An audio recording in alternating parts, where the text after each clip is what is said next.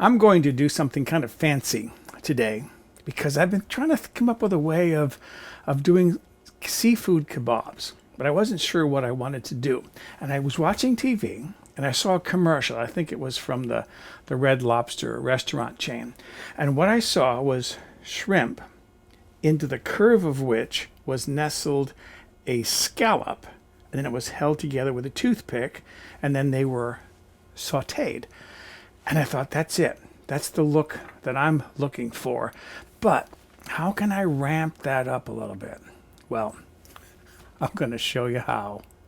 I'm going to start off by making a lemon and herb butter because I'm going to brush this onto the seafood while it's cooking.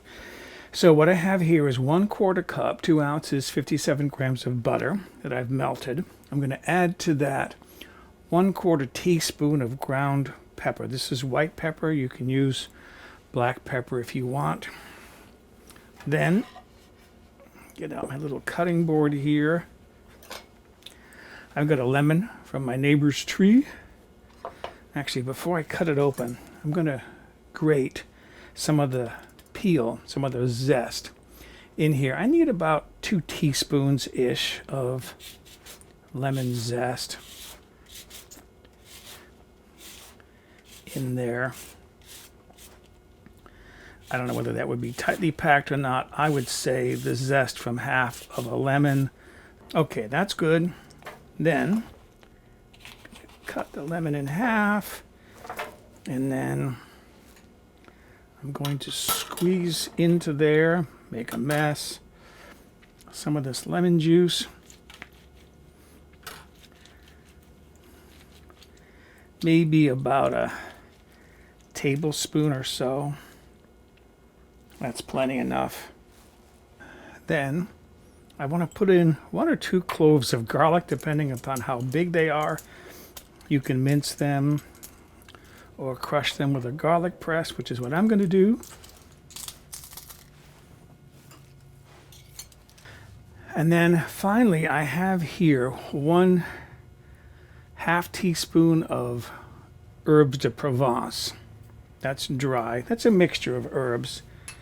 And that's why I'm doing this in advance, because I'm going to mix that all together and let those herbs, let the flavor of those herbs kind of bloom in there before I brush that onto my seafood.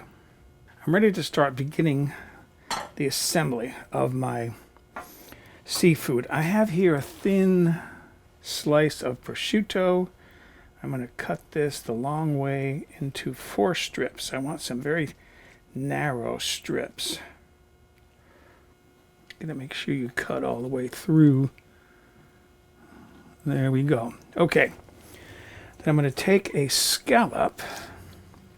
And the first few I'm going to do, I'm going to use a toothpick to hold each of them together. I got this idea of using prosciutto because I looked up the scallops on the internet to see how other people were doing them, and they were wrapping them with bacon. I thought, that's kind of fatty. Maybe I could use prosciutto. And I want to overlap it. I don't need all of that. Overlap it enough that that's where the toothpick is going to go in, and I'll just put the toothpick in there temporarily to hold that. Then set this aside. What I have is some very large shrimp. These are like 10 per pound. They're very large. They've been deveined, peeled. The shell is taken off all the way down to the tail. I don't like tail on shrimp. Then I'm going to nestle that in there. I want to put that overlap inside the curve of the shrimp. Then using a toothpick, go all the way through, capture the end of the shrimp on the other side, like so. And there it is. All right, I'm going to do some of these, and then I'm going to do some on skewers. So there are my first 6. Those are the individual ones. Next, I'm going to start doing the kebabs. I thought of a trick for cutting the prosciutto. It's on a piece of plastic. Why not just cut it with a pair of kitchen shears? These are kitchen shears. They come apart for easy washing. Really easy, better than using the knife.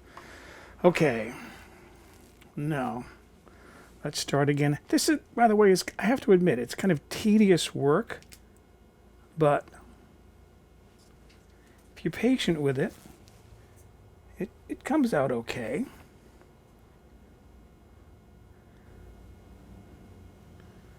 All right, wrap this up, roll that up, and I'm going to use the whole length of the prosciutto. Tuck it into a shrimp. I have a skewer here. I'm thinking 3 of these per skewer. 3 of these I think would make a generous portion. Right, and I'll probably get only 3 to a skewer. So there they are. I have 2 skewers here and then 6 individual ones. I did them both ways so you could decide for yourself how best you wanted to do them. In the meantime, I'm heating a stovetop griddle on my stove that I have sprayed with non-stick cooking spray. So there they are on the griddle.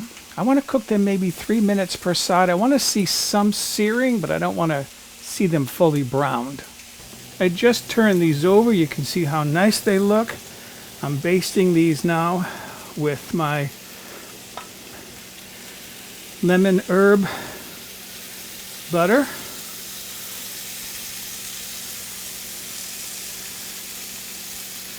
Now let these finish cooking on this side and then I'll be ready to plate and serve.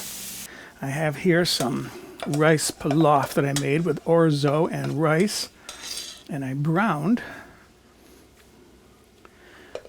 the orzo first, and because I like broccoli, I want to put some broccoli on my plate, like so. And then you can either put a skewer on the plate, or you can put the individual ones on a plate.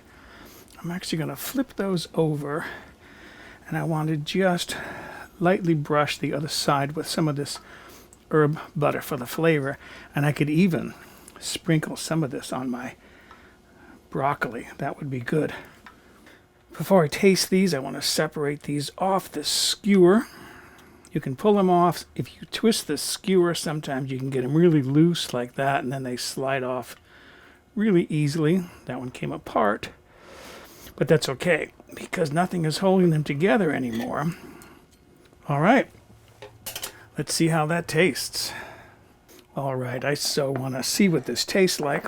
I did a trial run yesterday, but I just did the shrimp and the scallop. I want to taste this with this herb butter on it.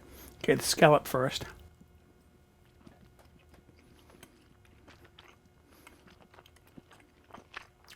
Or you can taste those herbs.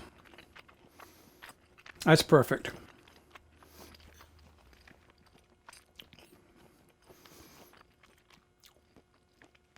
It's nice because the prosciutto has a strong flavor, but the herbs offset it because the herbs have a nice flavor. And of course you can taste the scallop. Now my piece of shrimp.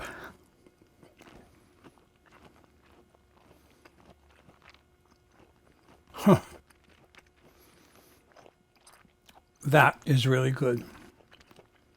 Oh. That's like the perfect balance of flavors. Taste my broccoli. I love broccoli. A little of my rice pilaf.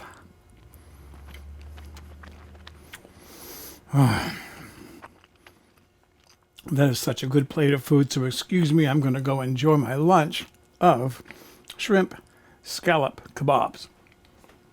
To view the recipe and download a PDF version with step-by-step photographs, click the Jump to Recipe icon in the lower right corner or visit my website, mobilehomegourmet.com.